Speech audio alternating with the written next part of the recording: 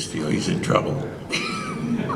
No, he is. He's going to be in trouble. It should be you, but not lieutenant anymore. You deserve to be a little higher rank. No, I would say. no. They asked me to be in the very first one. Remember the remake they did? They asked me to be in it. I turned it down. I said, no, thank you very much. I got things I'm doing. Thank you, though. And I turned it down. I would not do it. Yeah. I didn't think it was really a good way to even try to understand that what we had done, because that was something else. It still is. If you watch that program, it still has something about it that is really originally wonderful. So if I don't know who's going to play my character, or even if my character will be in it, you know, a lieutenant period. I guess I'll have somebody, but I don't know. They're in trouble when it comes to that, because they won't know what that was, what we created. Even Don didn't know. When we worked with Don, first it was with, like I said, was with Philip, and the first scene I did with Philip was he was standing right here next to me. Remember I said, and I didn't finish the story, but he was standing here next to me, and he's finished his lines, and I turned to him, and this is my very first time talking as a character, first time I'm looking at him, first time I've been on the show. I just put on my suit that I asked for, you know, black Woolworth suit, washed and hung out, you know, and because they were wearing Armani's. Right. And all the shit that I go, I'm not going to dress like that. I'm kidding. I'm the lieutenant. I want some wrestling shoes, a black suit, a thin tie, and you know, make short sleeve. That's the only thing. You can put any color you want to put me in. I don't care, but just, you know, that's it. And the lady said, no, we have a style that we'll take care of it. I said, please, I understand that you have a style and you have your thing, but please, just do what I asked you to do, please. And if you have any difficulty with that, just ask Michael. Go back to Michael Mann and ask him. And obviously she was pissed, and because she was going to develop the character. And I'm sure she would have had me in plaids or whatever. Who knows how she would have had the lieutenant. But I ended up with a black suit that's the only thing I ever wore, if you remember. That's all you ever saw me in. And people say, well, what was it? Well, if you went to my house, all you'd see would be 5 or 6 black suits. And, you know, 5 different, you know, not different, but 5 other wrestling shoes. And but when Tubbs did that, I turned for my first line, I looked at him and said, don't ever come up into my face like this again, detective. And I didn't say nothing more. And Crockett, this wasn't scripted. Wow. This was like, it was completely, we were on camera, live, and it was like catching a deer in a headlight, because Philip, you know, Tubbs was like, he didn't know what to say. And we're on camera, it's rolling. And immediately, Don grabs him and pushes him away. And the director comes up to me and says to everybody, well, that was good. It really worked. He didn't know that wasn't the line. You know, he didn't know. But Philip was like, what the fuck was that? What the hell happened? This guy. Right. And the next scene was with with Don, and Don was coming into my room. I was in the office, and he was supposed, you know, the office, when I walked in, I saw the office, I said, holy shit. It was all full of stuff. It had awards, it had all kinds of, from the old lieutenant. Right. It looked like it'd been, you know, like something that had been there for, you know, 50 years. And I turned to the production designer. I said, can you get the set designer, production designer, both of them here right away? Yeah, of course. And then come over. My first day. Okay, I just finished telling the lead actor, don't come up into my face like that again. Now I'm inside the first time I'm in the OCB, and I'm looking around, I'm going, I said, and then they come in, and I said, can you do me a favor? Can you take everything out? Excuse me? Take everything out of here. I don't want one thing in this room except for the desk, the telephone, and bring me a little box of aspirin and put it at the edge of the table. That's it. They go, oh boy. Okay. So they cleared it out. And you look at the very first thing you see the first time you see me in that shot, there's nothing in there. That's right. Not a book, not a piece of paper, nothing. Except for if you look really hard, you see a little box of aspirin. But so Don comes into the office and he says his lines and he hands me an envelope. And I say my lines and he walks out and the director goes, okay, we're ready to shoot. All right, everybody ready, let's go. Everybody quiet on set. And I go, just a minute. And I walk up and I stand up and I walk through the door and I shut the door to my office. And I go back and I sit down. And I'm sitting there and it goes, action. So Don opens the door, goes back out, and he comes walking in. Da-da-da-da-da. And I say, cut.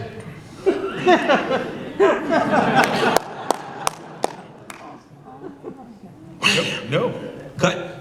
And actors don't holler, That's cut. right. Yeah. Okay, they don't do that. And I hollered, cut.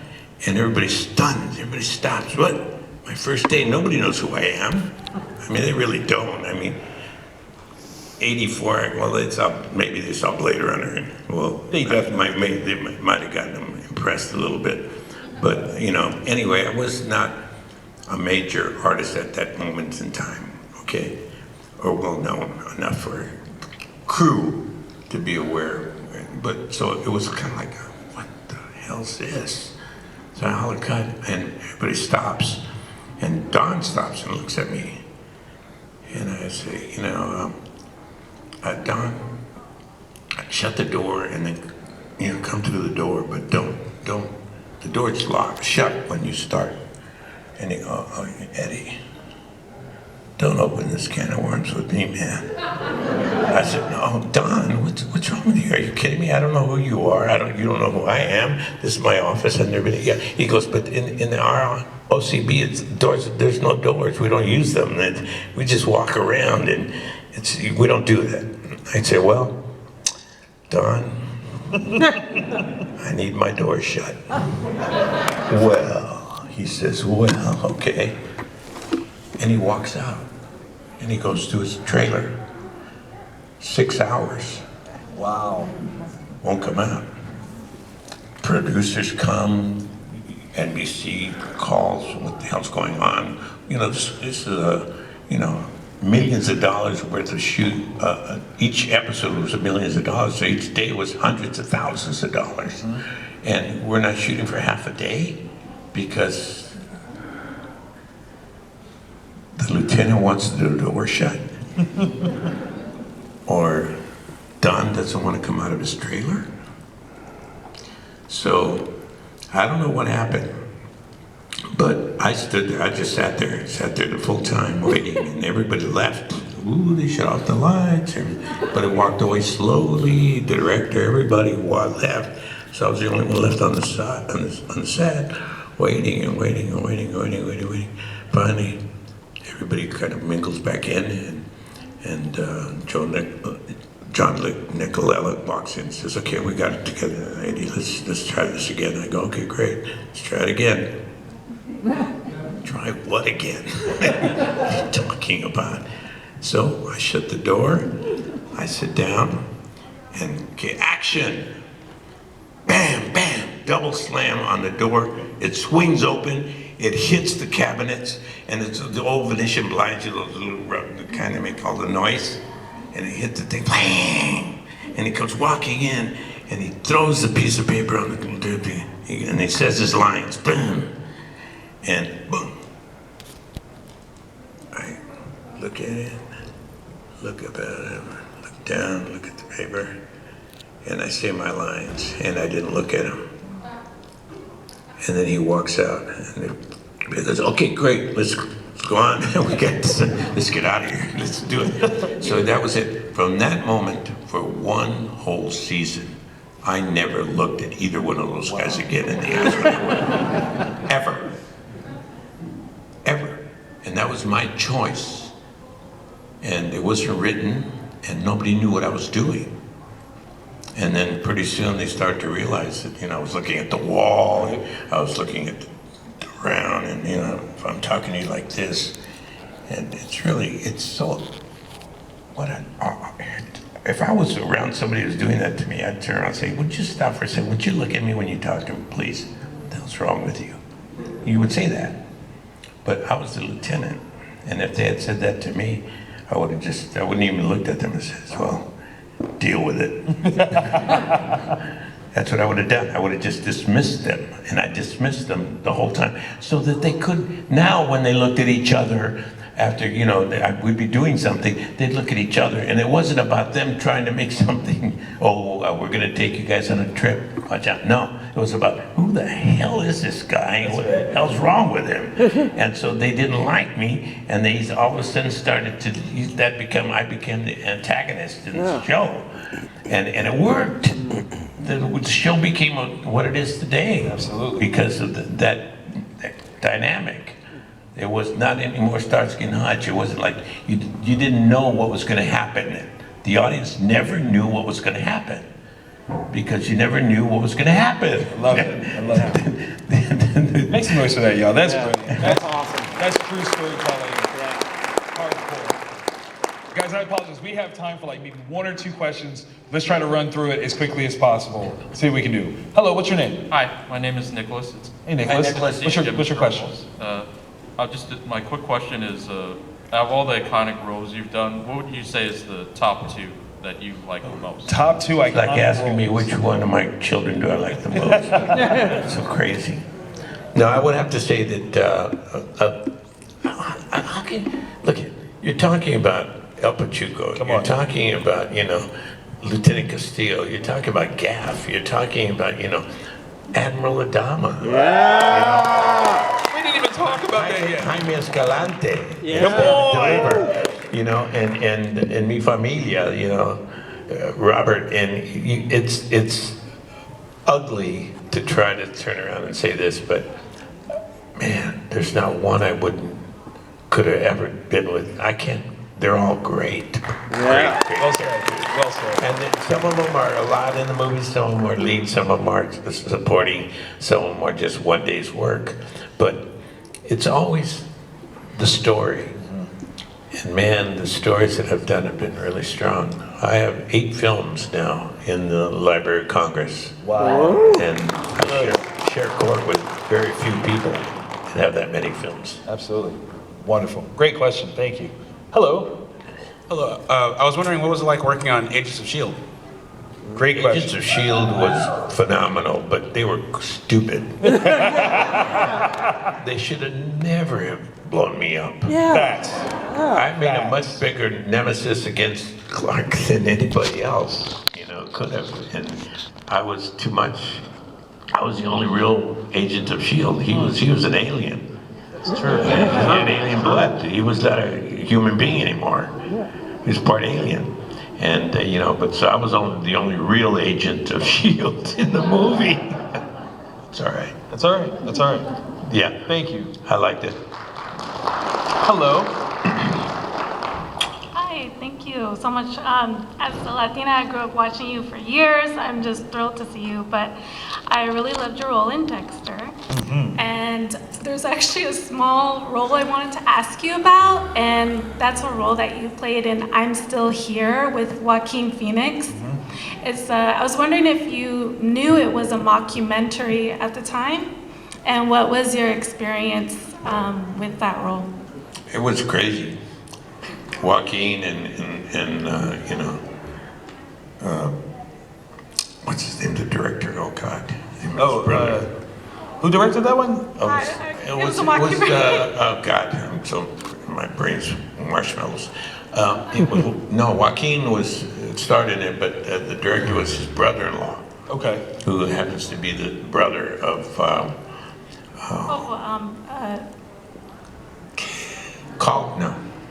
Jesus. You guys are gonna all go, he won the Academy Award for acting. Oh yeah, Casey Affleck. Yeah, Ben Affleck's. Ben Okay, Affleck's okay. brother, Yeah. Casey. Casey? I always forget his name. Casey Yeah, directed Casey it. Affleck. Casey calls me up and says, hey Eddie, man, we having a problem over here and I need your help. I go, what are you talking about? I go, well, Joaquin's kind of flipped out and I need to come just talk to him for a bit. He really needs some help. So he set it up as if this was serious and this was really the truth.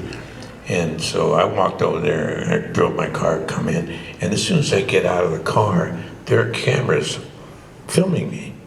As soon as I get out of the car, and he hasn't told me, hey, we're gonna film this, or you're gonna be in a movie. He's not saying shit. I said, he's in there and he's really been bad, and can you just talk to him for a little bit? I go, yeah, okay. And I walk in and I see that they're filming everything, and I said, oh boy.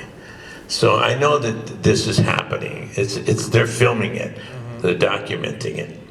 And so I went along with it, and people said that I was the reason that they were confused because they really thought it was for real. And they blamed me for wasting 2 hours of their time. Come on, they were part of the No, it was beautiful. I liked it. I thought it was crazy. I thought some of it was nuts, real nuts. But no, I went along with it. I said that was for real. It was only one take.